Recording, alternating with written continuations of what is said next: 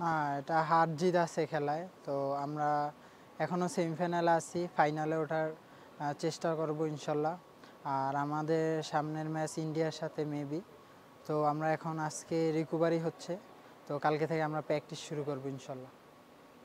দেখেন, একটা ফুটবল খেলা, এটা তো প্রতিপক্ষ ছোট বড় এটা কোনো ব্যাপার না। তো ছোট বড় টিম থাকতেই পারে, তো সবার সাথে সবারই খেলা হবে। তো আমরা ফাইনাল গেলে হয়তো বা ইন্ডিয়ারে পাইতাম। তো ইন্ডিয়াকে আগেই পেয়েছি, ইনশাল্লাহ ওইটাই ফাইনাল হিসাবে আমরা নিব। আর ফুটবল খেলা তো টাইমের খেলা, তো এখানে গোলের খেলা, কোনো টিমই ছোট বড় না, সবাই সমান। হ্যাঁ, ইনশাল্লাহ এটা অবশ্যই আমাদের সবাইকে চাঙ্গা করবে। আর আজকে রেস্ট দিয়ে সবাই মোটামুটি রুমই আছে, কেউ বের হয় নাই রুম থেকে।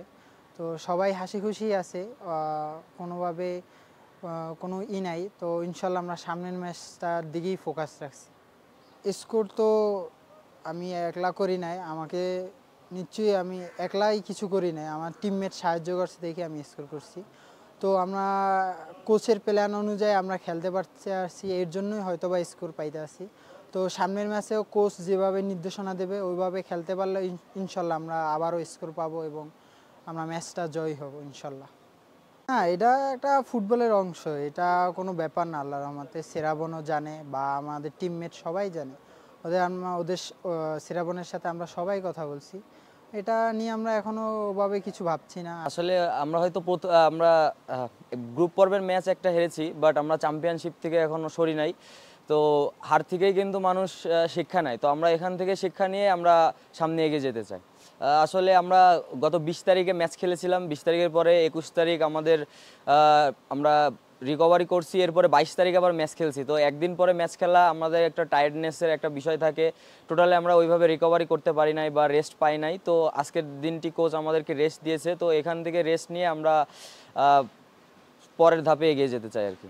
আসলে প্রতিপক্ষ সবসময় শক্তিশালী, তবে আমরা প্রতিপক্ষকে আমরা সম্মান করি, কিন্তু প্রতিপক্ষকে আমরা ভয় পাই না। ইন্ডিয়ার সাথে হয়তোবা আমাদের খেলা হইতে পারে সেমিফাইনালে। তো ইন্ডিয়া যদি ভালো করে তাহলে ফাইনালেও দেখা হইতে পারতো। তো খেলা তো খেলাই, তো ইনশাল্লাহ আমরা আমাদের যে প্র্যাকটিস আছে বা আমাদের যে প্ল্যান আছে ওই প্ল্যান অনুযায়ী আমরা খেলার চেষ্টা করব এবং আমরা আমাদের স্বাভাবিক খেলাটা যদি খেলতে পারি তো আমি মনে করি ইনশাল্লাহ আমরা একটা ভালো রেজাল্ট করতে পারবো বা ইন্ডিয়ার সাথে আমরা জিতে ফাইনালে যেতে পারবো ইনশাল্লাহ।